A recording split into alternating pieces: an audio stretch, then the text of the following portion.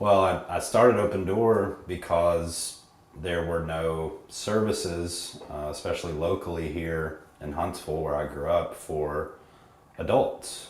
You could find stuff for kids with autism or on the spectrum, but there was nothing at all for adults. And it was frustrating because you want to help, but you don't know what to do and you don't know how to help them.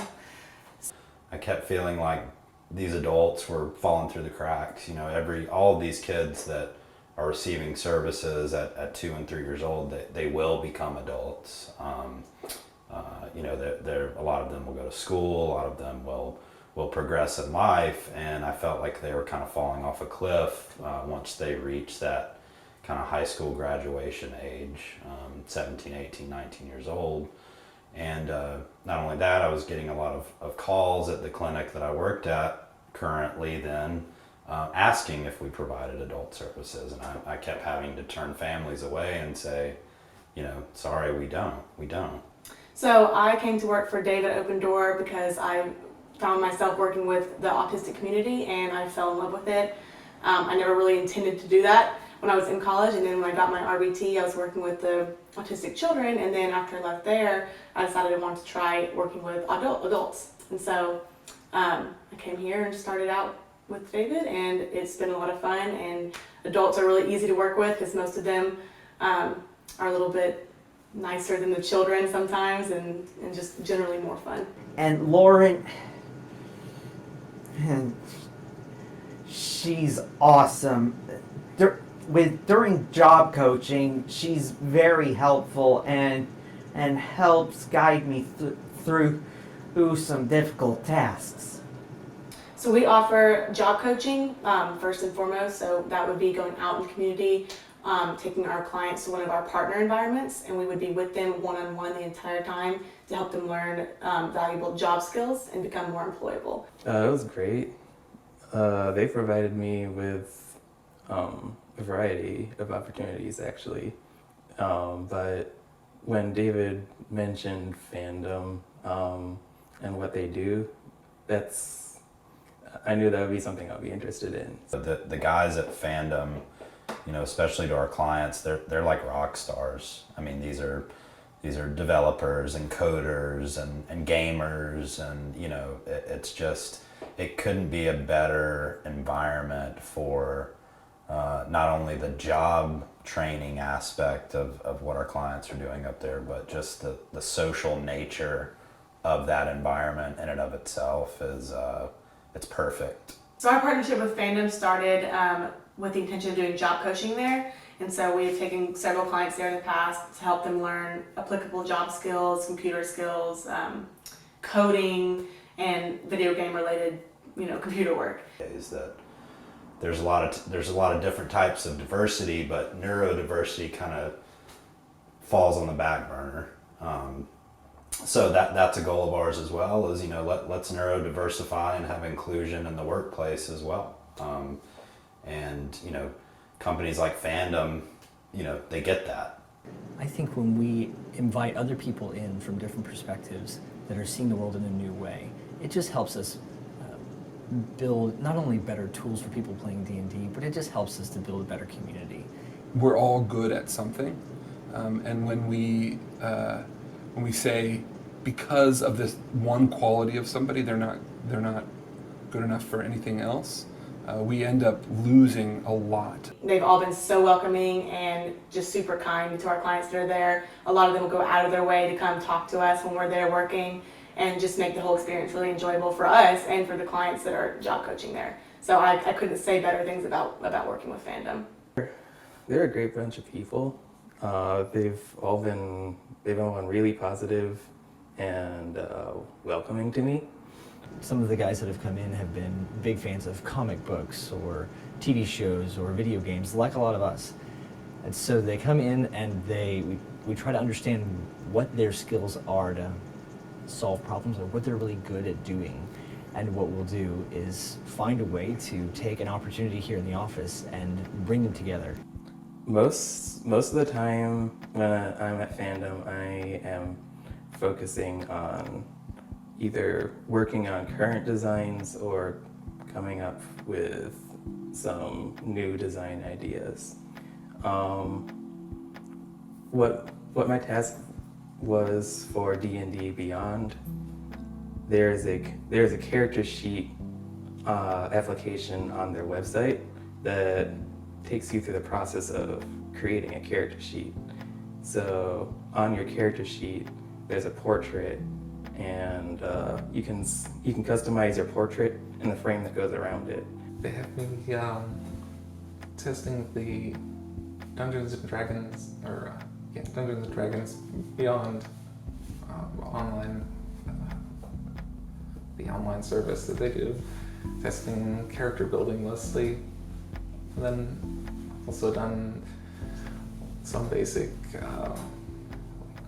typing work on the coding for it.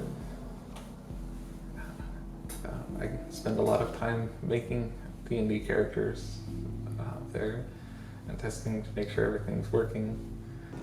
You can create a legitimate character within minutes. In fact, the guys did that when they came. The players this time around opened up D&D Beyond right away, and were able to go through step by step the character creation process, choosing only the options that were relevant to them as they went through, and created characters within the first 5 minutes of the game. It's nice to get to actually use the software and actually play D&D. Why D&D? The culture, man. That is what our clients and traditionally those with a high functioning autism diagnosis are into. So there is a lot of research about the impact that tabletop games can have on those with autism. And so a guy at Fandom mentioned to me that he had a sociologist friend in London that was going to do some studies on autistic teenagers and adults playing Dungeons and Dragons. And I was scrolling on social media, and a friend of mine in the UK is a researcher. And he researches cognitive development, but he also plays D&D. He and his wife took D&D that they play, and they actually went to a school for kids with autism. And so that really piqued my interest, partly with the sociology background and also with my autistic clients. And so I started looking into it, and there is just endless advantages to playing tabletop games. And so I was sitting here thinking, well, we're working with D&D every day. And we have these people from Open Door who have come in, and they're on the spectrum, and I've heard about this research where there's this link where it could be beneficial. I thought, man, we should just bring these together. And the interest was, if we can find a way, they're already in the office, if we can find a way to just play a game. It can increase their social skills, it can increase their critical thinking abilities, it can increase their confidence and their independence just by playing a game with other people. Yeah, I think that play is an interesting concept, and oftentimes people think that play is something that we have to do just because we need to be entertained, but oftentimes play teaches us. People seem to forget, even just regular people that aren't on the spectrum, that with board games, you're working with other people and problem solving, and you have a goal that you're working towards. It's life skills that you're working with, but having fun while you're doing it and making friends. Dungeons and Dragons, while in a fantasy environment, still teaches us how to deal with things. And it is interesting, no matter who the person is, the things that the people learn about themselves and about other people in a game. So to use D&D as a kind of a bridge between their interests and pulling that social capacity out of them and seeing it increase through playing the game is just, it's perfect. So everything lines up with what we want to get out of our clients, and our clients are having a blast while they're doing it.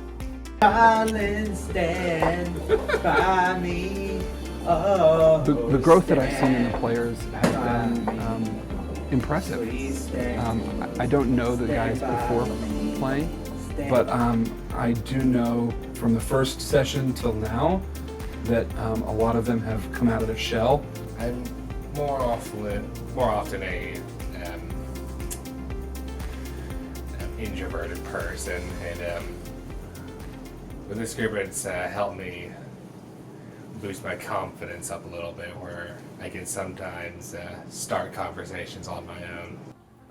He loves coming to play Dungeons and Dragons. He looks forward to it. He's always excited to go. He's always coming home happy and talking about it. Absolutely, this is probably the most fun I've had here. Well, I'm definitely having fun playing with them.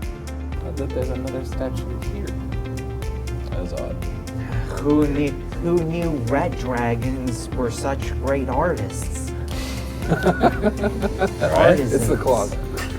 I wanted the players to be able to deal with some hard things, but then also feel the accomplishment of overcoming things. What's the plan, guys? Well,